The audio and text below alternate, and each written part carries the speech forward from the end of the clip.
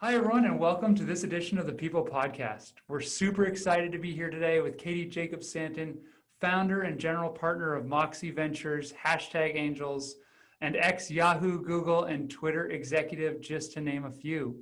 Welcome to the show, Katie. Thank you so much for having me, Andrew. Today's topic is going to be about modern benefits, and there, in my opinion, is no better person to talk to about this than you.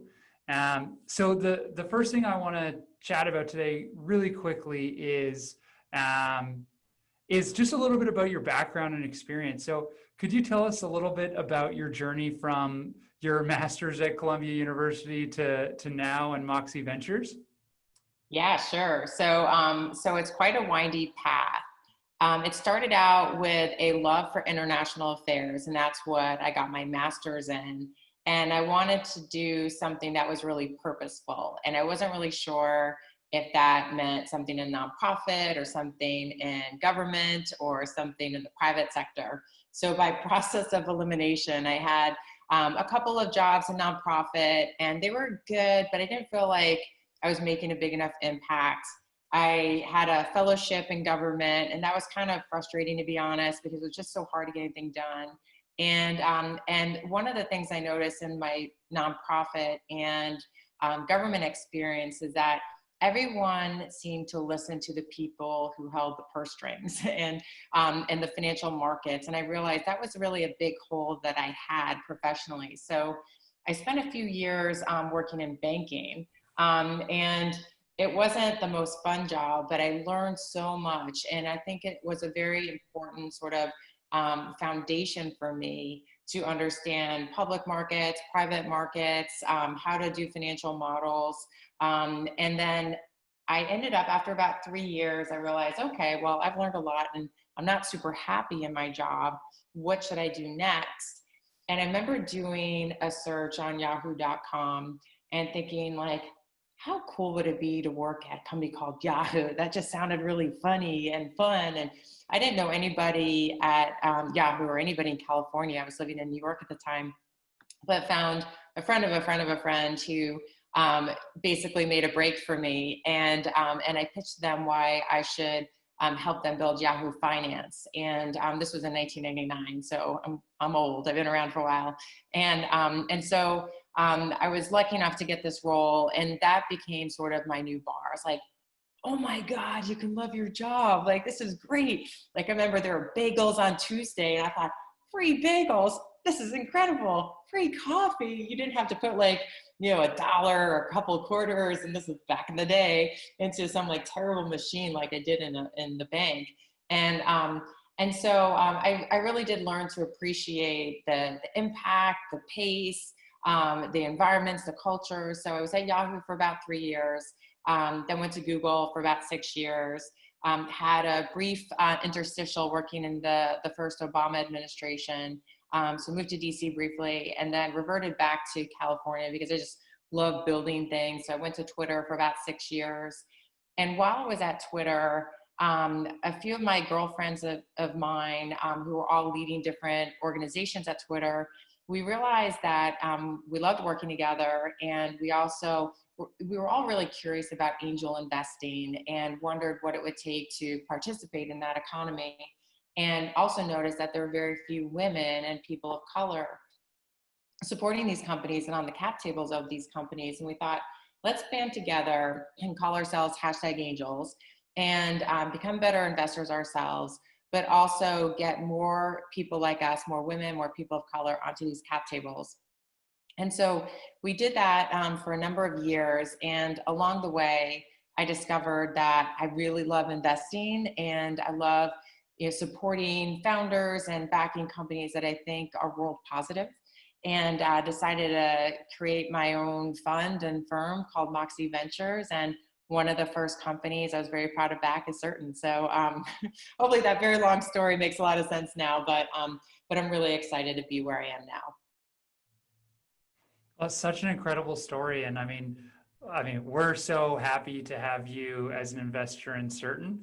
And on this topic, to find someone with your kind of experience in not-for-profit, government, tech, I mean, someone who has worked at the Obama administration or in the Obama administration, as well as, with some of the, greatest tech legends of all time. It's such an honor to have you here. You mentioned Yahoo and free bagels and coffee. In your experience, what were some of the best benefits that you've seen?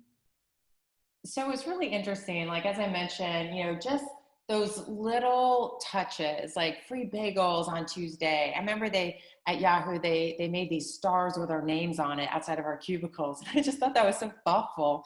And it sounds so basic and rudimentary now, but those things that allow employees to know that they're cared for. And Google took it to another level with like these amazing chefs and 3 meals a day and laundry and gyms. They're the medical office on campus. There's really no reason to leave. And then because Google did it, basically every other big high-tech company had to kind of, comp that because it became a great recruiting tool. So I saw that at Twitter as well. But I think what I've learned over the years that the best benefit that I've seen that isn't really framed or articulated as a benefit is culture. And, it's a culture that supports a diverse workplace. It supports inclusion.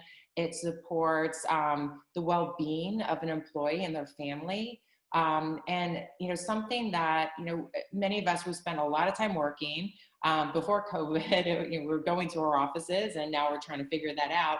But when you work, you spend time away from your loved ones and your families for many hours a day. So what are the things that you can provide to your teams, and what is that culture that allows employees to do their best work and feel really proud of what they're doing? That's incredible. I mean, I am totally on side with you that culture makes for the best benefits. I mean, although bagels with your name on them sound amazing, I I'm not sure if, for those that have startups or are running their own businesses, I'm not sure how much that, and I guess leverages the talent that you have when compared to something like a great culture. Um, you know, Given that you're involved with, a number of really great new companies, and you have been for a while, what exciting benefits have you seen from your portfolio companies? Yeah, so it's been really interesting. So, there are the obvious basics, right? Like health, dental, vision insurance, vacation, 401k plan sometimes. Parental leave is important, and some of those other perks. But I guess there are a list of other benefits that I've seen in the marketplace at various stages that have been really inspiring. One of the companies, actually the very first company, hashtag Angels invested in, is a company called Color that I ended up working at for about 3 years as a CMO. And Color has become a really incredible benefit for a number of, I think, hundreds of companies now, where helping people understand their risk for cancer, understanding the risk for heart disease, and also medication management. So what are the things that you can do for the employees to be more proactive about their health? So that's one benefit. Financial wellness has also been something that I'm seeing a lot of. So what are the things that employers can provide to help employees manage their debt? Often it's student debt. What are the best ways to manage their finances? I've seen some offerings of access to financial advisors and different planning services.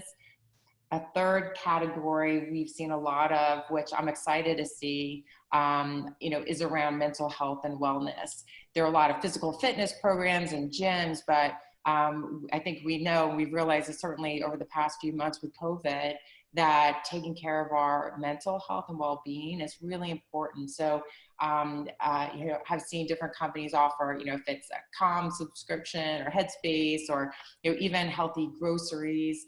There's one company, I think called June.io, that offers like a really interesting service to employers to help employees with mental wellness. Another category that I think is super exciting is how do you think about benefits for every type of family? And that's where, diversity inclusion comes in. So if it's for younger families, thinking about fertility support, if it's for, even backup childcare, I've seen a lot of new initiatives for caregivers. This is something that was really important to me for a number of years, where I was the main caregiver for my father. And there are so many people like me. I think something like 1 out of 6 workers in the United States are also caregivers. And so, we're distracted at work trying to figure out, are our parents getting the care that they need? What if I need to take them to the doctor? So, what are the ways that employers can help with that sort of managed caregiving? Um, I think one of the main company that gets cited for a very generous set of benefits is Netflix, and they provide, for example, 52 weeks of paid parental leave, and they've really set that bar really high. Now, if you're an early startup, you probably can't do that, but trying to find a way that you can manage those types of benefits for all kinds of families and have that flexibility. Yeah, I mean, those are all incredible benefits. I mean, when I look at Certn and internally and the things that we're doing, giving people bikes, when it comes to mental health and wellness, we thought, giving people a sustainable way to get to and from work and, around town on weekends was pretty important. And actually, there's a program here in Canada. I think it's going to the U.S. as well, called Family Sparks, and it basically gives um, it empowers employees to get access to mental wellness tools.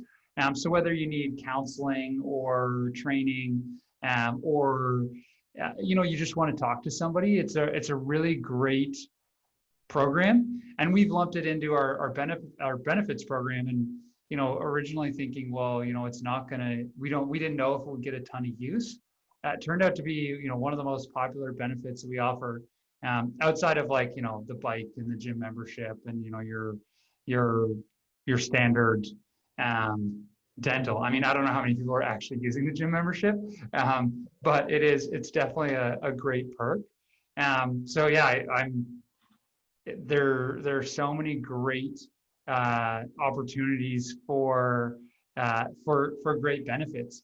Um, Tell me a little bit about, I we talked about this the other day, but, like, volunteer time or education as benefits. Like, have you seen anyone incorporate that into their processes and practices? Yeah, I do. I have seen that, and I do think it's a really interesting approach. And again, these are usually the bigger companies that can afford it, but I do think it helps with retention. So, for example, Salesforce has a program that gives employees about 7 days of paid volunteer time off during the year.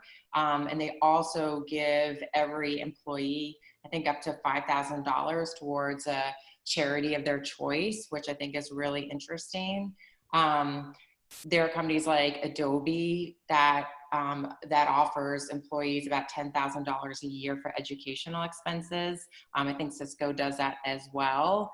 And then for time off, there are some of the giants in tech like Genentech and Intel that, and I think Google does this as well, that allows you to have some kind of a sabbatical. So after you're at the company for, say, 6 years, you're allowed to take a 6-week sabbatical with full pay and benefits. So it's a great retentive model, and also, a great way for people to feel like they're valued and their time is really well cared for. Yeah, those are awesome. I mean, I challenge a little bit on education. I mean, we here at Certn, ever since the very beginning, agreed that we would pay for all relevant education expenses that our employees, felt would contribute to their job. So, I mean, to date we've spent, I mean, tens of thousands, probably more like hundreds of thousands on courses and training and degrees for our employees, and it's paid off in spades. So, if I can chime in with any advice for young companies, it's definitely worth that investment, even as a little company, because people stick with you for a long time. We had recently, we had one of our early employees left to go to a bigger company where they were making more money and had more benefits, even unlimited time off, which is not always as great as it sounds. And less than a year later, he was doing really well at that other company, and less than a year later, he was back here um, for the culture. I mean, he wasn't back for education expenses or health and dental. It was for the culture. So interesting little experiences from a smaller company. And Yeah. I mean, with everything that's going on in the world, and more of us working remotely, do you think there will be a shift in the types of benefits that employers are offering? I do. I mean, we've already seen a few shifts. So one is bigger budgets towards mental wellness. And so again, that can include, meditation apps or Fitbits or even like healthy groceries and grocery deliveries.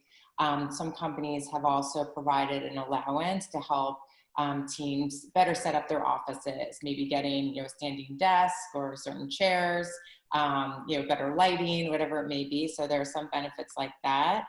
And I think too, a lot of companies I've seen, some of the smaller ones too, that have to be a little bit more creative, are trying to think through, how do they figure out engagement among employees? That's the biggest loss, I think, that, we have, that you're not seeing people, at the water cooler or having lunch together, going for walks together, and Zoom can only do so much. And so trying to feel like, some of them have, it's not really a benefit, but again, it's more like a culture of connectivity. So what are those things that replace those office social events and activities? For example, when I worked at Color, one of my favorite perks actually was yoga. And I'm a very impatient yoga person. I really don't do it. And it doesn't really work for me, but there was, one of our teammates who works in the finance team, Josie. She was amazing at it. So she would, teach a yoga class for the entire company every Tuesday and Friday or so. And that was the only one that I really enjoyed, and because it was very non-judgy. And and so she would teach that. So, I've seen, companies like Color who had those yoga things. Okay, we're going to do a yoga class together. What about like a class on improv? Let's teach each other how to be funny. What's a class on Taekwondo? And just, I think some of those things remotely have become, just a more innovative way for us to kind of get through this moment and meet this moment, and still do the best that we can given the circumstances. Those are all great ideas. It's something that we tried to do here too with our COVID classes. We had workout classes, we had yoga classes. Luckily, I was able to turn the camera off when I was doing the yoga classes because That's um, I got a tough time touching my toes. So I'm a little bit slower than the rest of the class. Um, I mean, it sounds like there are a lot of really great benefits out there, and companies are doing things that are innovative. Have you ever seen a benefits fail? I I'd be remiss to not get a story about a time where a company tried to roll out benefits that really didn't work. I haven't seen too many colossal fails, because usually what happens, there's usually a lot of research that HR teams will go through to just make sure, like, they may pulse the company, and they tend to be conservative with a lot of their benefit budget. So that's why, healthcare is so expensive, and dental and all these other things. The only one that I've seen that hasn't been well received, that was offered and then pulled back, are the benefit of having a pet friendly office. And as a fanatic dog lover myself, it was so great to bring my dog Taco to work at Color. And I learned after I left that there are some dogs with some bad behavior, and so those dogs were not reinvited back to the office. So that happens. I think bringing your pet to work is often one of the more controversial benefits that happens. And again, now it's kind of up in the air, but yeah, that's a tricky one. That is a tricky one. We there was definitely some talk here about doing it, and I know a couple of the people on the team who have bad allergies all started getting allergy shots with their benefits in preparation. And yeah, since I mean COVID's happened since then, so people are spending a lot more time with their pets. So I'm sure that's something that's going to be reopened in the near future. Um, what advice around benefits would you give to founders looking to attract the best talent? Is there anything, any tidbit of advice that we can tease out of you there? Yeah, I would say, I mean, at a super high level, always start with authenticity and the important things. Obviously, you need, in the US, you certainly need like health benefits because employers have had to step up to provide that because we don't have universal health care. Also focusing on culture. It's just so important to have that diverse and inclusive team and mindset in the beginning. If you don't have it in the first 5 employees, you're not going to have in the first 10, and then you won't have in the first 25, and it just gets harder and harder to do. So really bake that culture in as early as you can. And also at a high level, just help provide the tools that make it easy for employees to focus on their job and do their best work and not be distracted by the administrivia of life. And then maybe lastly, like just be flexible because things are going to come up. So one of the companies I was a small angel investor for, very young team, and all of a sudden they hired somebody, actually a woman that I referred to them. They were so excited, and then she announced that she was pregnant, and they were like, "Oh, yeah, we don't have a parental leave policy. Let's figure that out." And so just working with them, okay, like you're going to need that. It's very important. How generous can you be? And so just being flexible with the different needs that will arrive for your team, and just being as generous as you can and as flexible as you can, and building the best culture that you can. That's great advice. I mean, keeping great people is so important. So with that, we're almost out of time here. So can you tell us a little bit about Moxie and how you help founders and why great companies should be talking to Moxie before raising their next round? Well, thank you for that layup. So what I look for at a very high level is, founders, exceptional founders who are making life and work better. They are doing world positive things. And so that cuts across a number of different categories like consumer, enterprise, health tech. I am increasingly interested in climate tech because we have just such a big challenge in front of us and need more entrepreneurs to be able to tackle those types of challenges. I look for skills and I look for integrity. And that's, all those things added up to me being lucky enough to find you all at Certn. And I typically, I only invest in early stage, so anything before the A. I usually don't lead a deal, but I like to participate as maybe the second largest investor because it is just me. It's a small fund, and I do have a venture partner, Alex Redder, who's awesome, and he helps on the engineering side.